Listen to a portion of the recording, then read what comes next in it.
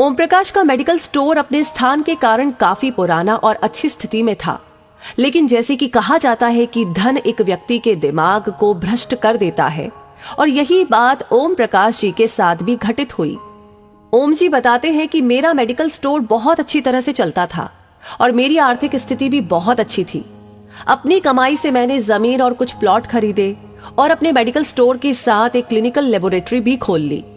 लेकिन मैं यहाँ झूठ नहीं बोलूंगा कि मैं एक बहुत ही लालची किस्म का आदमी था, क्योंकि मेडिकल फील्ड में 2 गुनी नहीं बल्कि कई गुना कमाई होती है। शायद ज्यादातर लोग इस बारे में नहीं जानते होंगे कि मेडिकल प्रोफेशन में 10 रुपए में आने वाली दवा आराम से 70 से 80 रुपए में बिक जाती है। लेकिन अगर कोई मुझसे कभी 2 रुपए भी कम करने को कहता तो मैं ग्राहक को मना कर देता। खैर, मैं हर किसी के बारे में बात नहीं कर रहा हूँ, सिर्फ अपनी बात कर रहा हूँ। साल 2008 में गर्मी के दिनों में एक बूढ़ा व्यक्ति मेरे स्टोर में आया। उसने मुझे डॉक्टर की पर्ची दी।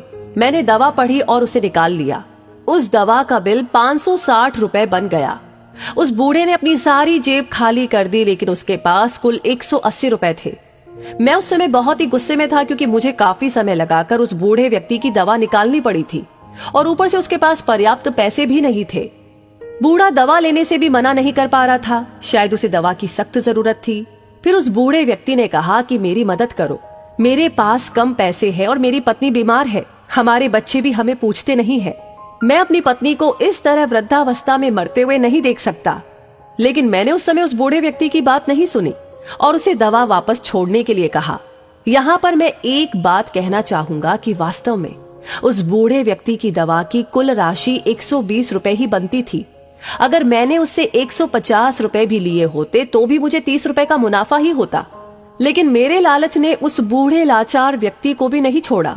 फिर मेरी दुकान पर खड़े एक दूसरे ग्राहक ने अपनी जेब से पैसे निकाले और उस बूढ़े आदमी के लिए दवा खरीदी, लेकिन इसका भी मुझ पर कोई असर नहीं हुआ।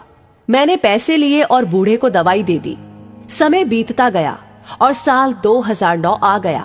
मेरे इकलौते बेटे को ब्रेन ट्यूमर हो गया। पहले तो हमें पता ही नहीं चला, लेकिन जब पता चला तो बेटा मृत्यु के कगार पर था। पैसा बहता रहा और लड़के की बीमारी खराब होती गई।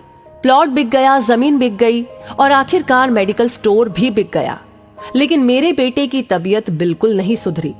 उसका ऑपरेशन भी हुआ और जब सब पैसा खत्म हो गया तो आखिरकार डॉक्टर्स ने मुझे अपने बेटे को घर ले जाने और उसकी सेवा करने के लिए कहा। उसके बाद 2012 में मेरे बेटे का निधन हो गया। मैं जीवन भर कमाने के बाद भी उसे बचा नहीं सका। 2015 में मुझे भी लकवा मार गया और मुझे चोट भी लग गई। आज जब मेरी दवा आती है तो उन दवाओं पर खर्च किया गया पैसा मुझे काटता है, क्योंकि मैं उन दवाओं की वास्तविक कीमतों को जानता हूँ। एक दिन मैं कुछ दवाई लेने के लिए मेडिकल स्टोर पर गया और 100 रुपए का इंजेक्शन मुझे 700 रुपए में दिया गया। लेकिन उस समय मेरी जेब में 500 रुपए ही थे और इंजेक्शन के बिना ही मुझे मेडिकल स्टोर से वापस आना पड़ा। उस समय मुझे उस बूढ़े व्यक्ति की बहुत याद आई और मैं घर चला गया। मैं लोगों से कहना चाहता हूँ कि ठीक है कि हम सभी कमाने के लिए बैठे हैं, क्योंकि हर किसी के पास एक पेट है, लेकिन वैध तरीके से कमाए। गरीब लाचारों को लूट कर कमाई करना अच्छी बात नहीं है, क्योंकि नरक और स्वर्ग केवल इस धरती पर ही है, कहीं और नहीं। और आज मैं नरक भुगत रहा हूँ।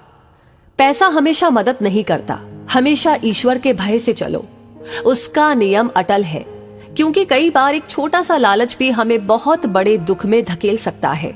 तो दोस्तों, इस कहानी को सुनकर आप क्या महसूस करते हैं?